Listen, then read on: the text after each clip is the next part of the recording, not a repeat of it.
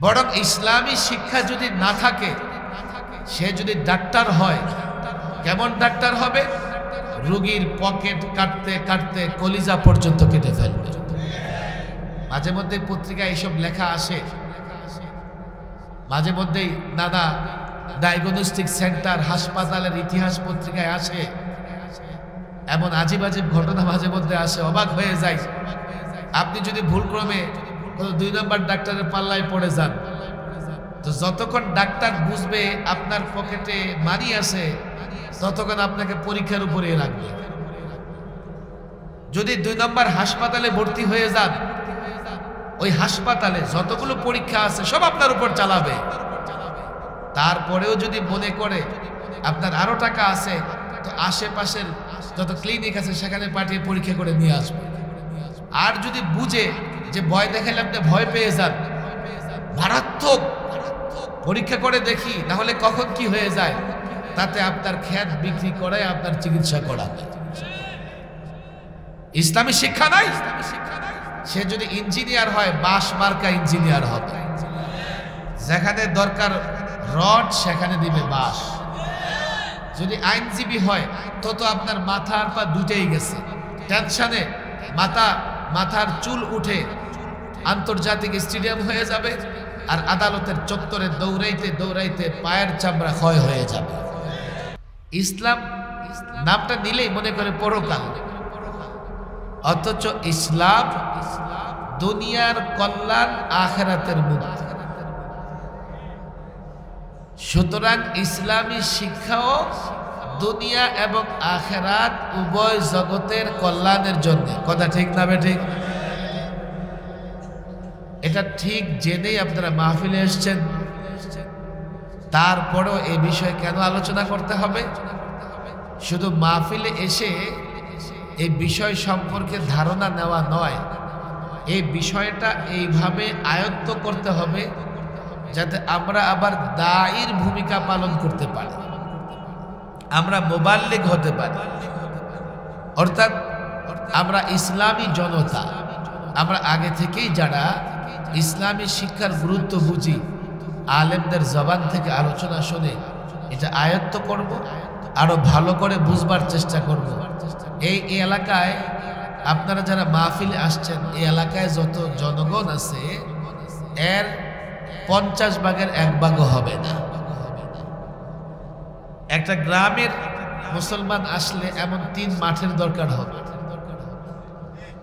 এর মানে হলো মাহফিলের বাইরেও অনেক জনগণ আছে। সুতরাং আপনি যদি মাহফিল শুনে নিজে বুঝে যান, যথেষ্ট হবে না। আপনাকে এই দায়িত্ব নিতে হবে যে আপনি আবার জনগণের কাছে এই বিষয়টা তুলে ধরবেন। এই দায়িত্ব আরাফার ময়দানে রাসূল সাল্লাল্লাহু আলাইহি সাল্লাম উম্মতের উপরে রেখে গেছেন। কথা ঠিক না বেঠিক? উম্মতের অনেকগুলো জিম্মাদারির মধ্যে একটা জিম্মাদারি এটাও রাসূল সাল্লাল্লাহু আলাইহি সাল্লাম থেকে দ্বীনের যে কোনো বিষয় শিখবো, এটা আবার আরেকজনের কাছে পৌঁছে দেব। যদি পৌঁছে দেই আর সে আমল করে, আমার পৌঁছে দেবার কারণে সে আমল করে যা সওয়াব পাবে, সমপরিমাণ সওয়াব আল্লাহ আমাকেও দিয়ে দিবেন। আর যদি দায়িত্ব পালন না করি, বাল্লিগু আন্নি, এই রাসূল যে বলেছেন বাল্লিগু আন্নি, আমার কাছ থেকে পৌঁছায়া দাও। এখন কেউ মনে করতে পারে কেমনে পৌঁছাই দিব, 30 পারা কোরআন, এত হাদিস, কেমনে পৌঁছাই দেব? এই দায়িত্ব আমরা কেমনে পালন করব? সবাইকে মাদ্রাসায় ভর্তি হব? না, যদি একটা আয়াতও হয়, একটা বাণীও হয়, একটা ভালো কথাও হয়, সেটা পৌঁছে দাও। ভালো কথা, কল্যাণের কথা বললেই সাদাকা, দানের সওয়াব পেয়ে যাবে। আমি কাউকে দান করলে সওয়াব পাবো কি পাবো না? তো কাউকে যদি ভালো কথা বলি, কল্যাণের কথা বলি, দান করলে সওয়াব, কল্যাণের কথা বললে সওয়াব পেয়ে যাবে। এই উম্মতের বড় একটা দায়িত্ব এটা যে উম্মত রাসূল সাল্লাল্লাহু আলাইহি সাল্লামের দ্বীনকে যার কাছে যতটুকু আমানত আছে জাতির কাছে পৌঁছে দেবে। আমি মনে করি এই কাজ যদি আমরা না করতে পারি, আমার কথা খেয়াল করে বুঝবার চেষ্টা করেন, মাহফিলে যারা আসছেন নিঃসন্দেহে তারা ইসলামী শিক্ষার গুরুত্ব বুঝেন। এরপরে মাহফিলে এসছেন, ইসলামী শিক্ষার গুরুত্ব নিজে বুঝলে হবে না, দাওয়াতের মাধ্যমে জাতির কাছে পৌঁছে দিতে হবে। আপনি যদি এই দায়িত্ব পালন না করেন তো জাতিকে কোনো বাতিল ফেরকা, ভ্রষ্ট নষ্ট ফেরকা দাওয়াত দিয়ে আপনার মুখোমুখি দাঁড় করাইয়া দিবে, আপনার মুখোমুখি দাঁড় করাইয়া দেবে। আর যদি আপনি দাওয়াতি কার্যক্রম করে তাকে সঠিক রাখতে পারেন, আপনার এমন সামাজিক শক্তি হবে, আপনার এমন সামাজিক শক্তি হবে, এই সমাজে বাতিল মাথা চাড়া দিতে পারবে না। এইভাবে আমরা যদি প্রত্যেকটা মহল্লা, প্রত্যেকটা গ্রামে, প্রত্যেকটা অঞ্চলে ইসলামী সমাজ ব্যবস্থা বা ইসলামের পক্ষে সামাজিক শক্তি তৈরি করতে পারি, তো মনে রাখবেন রক্ত দিতে হবে না। সমাজে দাঁড়িয়ে প্রত্যেক যুবক, প্রত্যেক বৃদ্ধ যদি ঘোষণা করে দেয় সমাজে ইসলাম এসেছে, রাষ্ট্রে ইসলাম আসা দরকার, প্রত্যেকটা মহল্লা, পাড়া মহল্লা থেকে এই ঘোষণা চলে আসলে বিনা রক্তপাতে বাংলাদেশে ইসলামী শাসন চালু হয়ে যাবে। বিষয়টা কত সহজ। আর যদি এমন দায়িত্ব পালন করতে না পারেন, আপনি দায়ী হবেন না, বাতিল কিন্তু ঠিকই দাওয়াতি কাজ করতেছে। এদেশে কাদিয়ানীরা আমার নিরীহ মুসলমানকে ধরে ধরে কাদিয়ানী বানিয়ে ফেলছে। খ্রিস্টান মিশনারিরা আমার গরিব মুসলমানদেরকে নানা প্রলোভন দিয়ে দিয়ে খ্রিস্টান বানিয়ে ফেলছে। পত্তলিকরা এবং তাদের দোসররা নানা স্লোগান দিয়ে আমার মুসলমানকে বেঈমান বানিয়ে ফেলছে। এখন আমরা স্বাধীন, এখন আমরা মুক্ত, কিছু কথা আমাদের বলতেই হবে। যদিও আগেও আল্লাহর উপর ভরসা করে বলছি, কোনো বাতিলের পরোয়া করি নাই। তবে অনেক জায়গায় অনেক কথা বলতে পারিনি আয়োজকদের কারণে। কথা বলেছি আমরা, আয়োজকদের ভেতরে কম্পন তৈরি হয়ে যেত, হুজুর বরদাস্ত করতে পারবো না। মনে রাখবেন ফেরাউনের পরিণতি হয়েছে, আমরা সবাই জানি কি পরিণতি হয়েছে। কিয়ামত পর্যন্ত যারাই ফেরাউনের উত্তরসূরি হিসেবে কাজ করবে তাদের একই পরিণতি হবে। ফেরাউন ফিরতে পারেনি রাজ প্রাসাদে, ফেরাউন ফিরতে পারেনি। আল্লাহ ফেরাউনকে নিদর্শন হিসেবে রেখে দিয়েছেন। বিদায় যোগের কোন ফেরাউন নিদর্শন হিসেবে থাকবে আর ফিরতে পারবে না। কারণ ফিরে গেলে তো নিদর্শন থাকবে না, বরং আল্লাহ তাবারক ওয়া তাআলা একটা ফেরাউনকে নিদর্শন হিসেবে রেখে দেবেন। কিন্তু এই নিদর্শন থেকে ফেরাউন কিংবা তাদের উত্তরসূরিরা শিক্ষা নেয় না। এই নিদর্শন থেকে মুসলমানদেরই শিক্ষা নিতে হয়। তারা হয়তোবা শিক্ষা নেবে না, শিক্ষা নেবেন আপনারা। হুজুর আমরা শিক্ষা নিলে কি হবে, আপনারা শিক্ষা নিলে কি হবে? এবার যেভাবে ফেরাউনের দম্ভ চূর্ণ বিচূর্ণ করে দিয়েছেন, ভবিষ্যতেও যদি কেউ ফেরাউনের ভূমিকায় অবতীর্ণ হয়, ছাত্র জনতা পাথর নিক্ষেপ করে তাদের মাথা চূর্ণ বিচূর্ণ করে দিতে হবে। বাতিলের মাথা চূর্ণ বিচূর্ণ করে দিতে হবে। ফেরাউন ওই ফেরাউনের পথে যাবে, আর হযরত মূসা আলাইহিস সালামের অনুসারীরা সত্যিকার অর্থে কিয়ামত পর্যন্ত হকের উপরে অবিচল অটল থাকবে। অনেক কথা বলতে হচ্ছে আজকে, কিন্তু সময় অভাব। আমি তো বলি আমরা যারা 16টা বৎসরে নানা সময়ে নানা দফায় নানা কারণে টর্চার সহ্য করেছি, এতটা টর্চার করা হয়েছে গত 16টা বছর আলেমদের উপরে, এতটা টর্চার করা হয়েছে, কোন কাফের রাষ্ট্রেও আলেমদের উপরে এতটা টর্চার জুলুম করা হয় না। যেহেতু টর্চার করেছো আলেমদের উপরে, তোমাদের পরিণতি হয়েছে ফেরাউনের পরিণতি। কথা অনেক, কথা হবে ইনশাআল্লাহ, কথাও চলবে। আজকে যে বিষয়টা নিয়ে কথা বলছি একটু বুঝবার চেষ্টা করেন। প্রথমত আপনারা সবাই দায়ী। আজকে যে বিষয়টা বুঝবেন, এই বিষয়ে জাতির কাছে সঠিক বার্তাটা পৌঁছে দিতে হবে। কেননা মাহফিলে যারা এসছেন তাদের চাইতেও যারা বাহিরে আছেন সংখ্যায় বেশি। এই জন্যে আরাফার ময়দানে আল্লাহর নবী মুহাম্মদ আরবি মুহাম্মদ মুস্তাফা সাল্লাল্লাহু আলাইহি সাল্লাম উপস্থিত সাহাবীদের দায়িত্ব দিয়ে দিয়েছিলেন, যাও দেশে রানাচে কানাচে গোটা পৃথিবীর পরতে পরতে পৌঁছে যাও, আমার এক একটা বাণীকে পৌঁছে দাও। সাহাবায়ে কেরাম এই নির্দেশটা কতটা গুরুত্ব সহকারে পালন করেছেন। অনেক সাহাবী আরাফার ময়দান থেকে আর ঘরে ফিরে যান নাই, এক এক অঞ্চলে পৃথিবীর রওনা হয়ে গেছেন, মৃত্যুর আগে আর মদিনা পৌঁছাতে পারে না। দায়ীর ভূমিকা পালন করবেন, না হলে লোকেরা আপনাকে দাওয়াত দিয়ে বিভ্রান্ত করে ফেলবে। আপনি যদি দায়ী হন, লোকেরা আপনাকে দাওয়াত দিয়ে বিভ্রান্ত করতে পারবে না। আপনি যদি দায়ী হন, আপনার সমাজের লোকদেরকে বাতিল ফেরকা দাওয়াত দিয়ে গোমরা করতে পারবে না। দায়ীর ভূমিকা পালন আপনাদের করতেই হবে। যদি দায়ীর ভূমিকা পালন করেন, ইসলামের বিজয় অত্যাসন্ন, ইসলামের বিজয় পৃথিবীর কোনো শক্তি ঠেকাতে পারবে না। ভুল কথা বলছিলাম, ইসলামের প্রসঙ্গ আনলেই আমাদের একদল ভাইয়েরা মনে করেন এটা তো মরলে কাজে লাগবে, যার জন্যে ইসলামী শিক্ষাকেও তারা গুরুত্ব দিতে চায় না।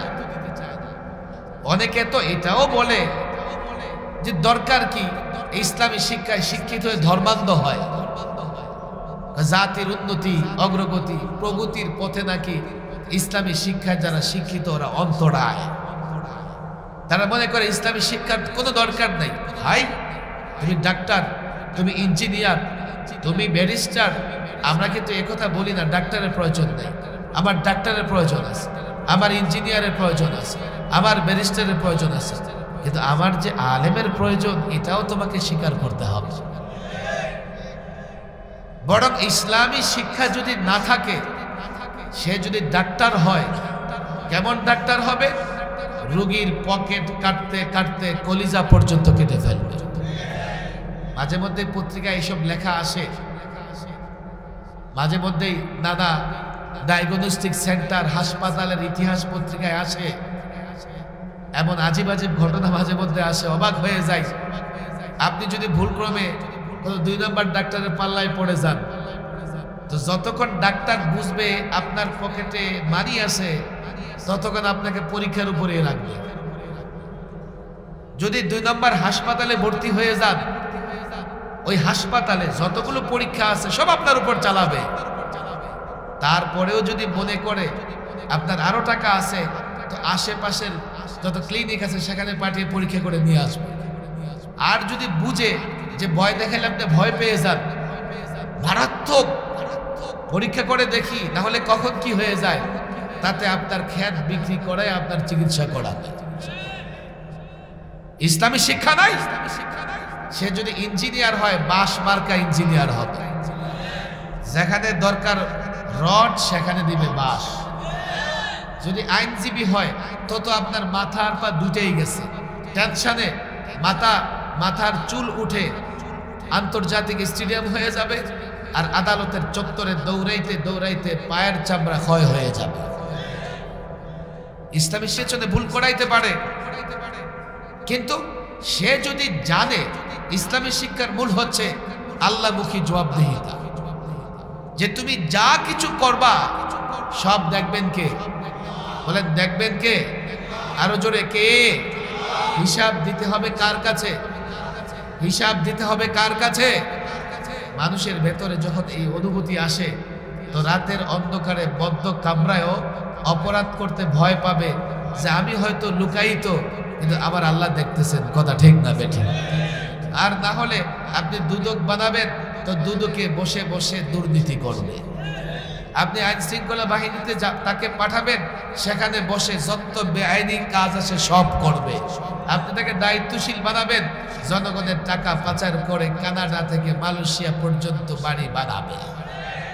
ইসলামী শিক্ষা এই অর্থে দুনিয়ার জন্যও দরকার। যদি ইসলামী শিক্ষা না থাকে, কোনো পেশার মানুষজন সঠিকভাবে দায়িত্ব পালন করবে না।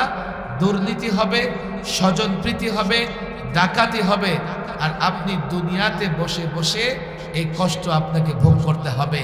অনেক কথা আছে, বাংলাদেশের ভূখণ্ড নিয়ে আমি কথা বলি। এদেশে যদি ইসলামী শিক্ষা না থাকে, এদেশে যদি ইসলাম না থাকে, আপনি দেশটাকে হেফাজত করতে পারবেন না। আমি জানি না মঞ্চে কারা কারা আছেন, হয়তো মেহমানরা আসছেন। মেহমানদের কি ধরনের দায়িত্ব ভূমিকা আমি তাও জানি না, মেহমানদের সাথে পরিচয় নাই। মেহমানরা বসছেন, আমি লম্বা কথা এমনিতেও বলবো না। আমি কথা বলতে গেলে লম্বা হয়ে যায়, কারণ ব্যথার যে ক্ষতটা অনেক বড় আমার। আর ডিসেম্বর মাসে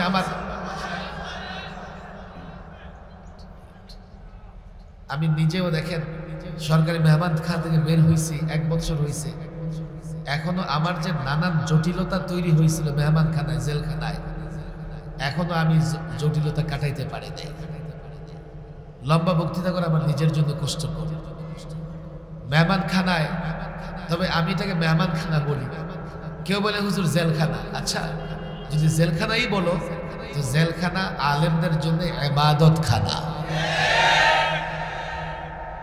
এখনো যাও কাশিমপুর হাই সিকিউরিটি জেলের দেয়ালে কান লাগায়া একটু শোনো, আলেমদের চিৎকার শুনতে পাইবা।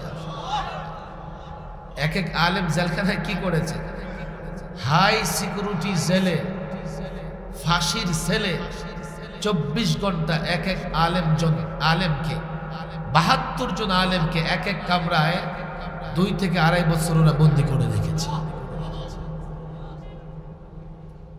আলেমদের কাজ কি ছিল? কেন ইবাদত খানা? রাত 12টার পরে এক এক আলেম নামাজে দাঁড়ায় যাইত। কেউ কেরাত পড়তেছে, কান্না করতেছে, কেউ রুকুতে কান্না করতেছে, কেউ সেজদায় পড়ে কান্না করতেছে। তারা মনে করেছে আলেমদেরকে জনগণ থেকে বিচ্ছিন্ন করে দেবে, জনগণ থেকে বিচ্ছিন্ন করেছে, কিন্তু আলেমকে আল্লাহ থেকে বিচ্ছিন্ন করতে পারে না। এই জন্য আমি বলি, দেখো অনেক আন্দোলন সংগ্রাম হয়েছে, কিন্তু 5ই আগস্টে আলেমদের উপর টর্চার করবার কারণে তাদের উপর খোদাই গজব নেমে এসেছিল। খোদাই গজবে যাদের পতন হয় তারা ফিরে আসতে পারে না। চেষ্টা করো, কত রকমের চেষ্টা করতেছো। ট্রাম্পের ছবি বুকে নিয়া ইসকনকে সন্ত্রাসী সংগঠন, ইসকনকে খেপিয়ে তুলেছে। ইসকন একটা সন্ত্রাসী সংগঠন, আমরা অনেক বলেছি, অনেকেরই বুঝে আসে নাই। আদালত চত্বরে, যে আদালতে লোকেরা যায় নিরাপত্তা নিতে, যে আদালতে লোকেরা যায় অধিকারের জন্য, যে আইনজীবী মানুষের অধিকারের জন্য আর্গুমেন্ট করে, যে আইনজীবী আদালতে মানুষের অধিকারের জন্য লড়াই করে, এমন একজন আইনজীবীকে আদালত চত্বরে যে সংগঠন হত্যা করেছে, সেই সংগঠন বাংলাদেশের সবচাইতে ভয়ঙ্কর সন্ত্রাসী সংগঠন। ওদেরকে মাঠে নামিয়ে দিয়েছে। আর ওরাও তো গত 16 বছর দুধ কলা খেয়ে ঘাড় বড় মোটা করেছে।